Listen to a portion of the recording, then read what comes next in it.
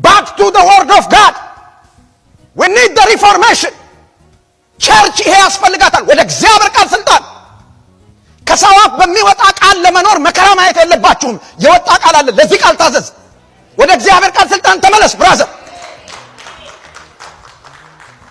አንዳንድ ሰዎች እንዲህ ይላሉ፣ እስቲ ቃል አውጣብኝ፣ እስቲ ቃል ልቀቅብኝ። ምን ማለት ነው? የበለዓም መንፈስ እኮ ነው።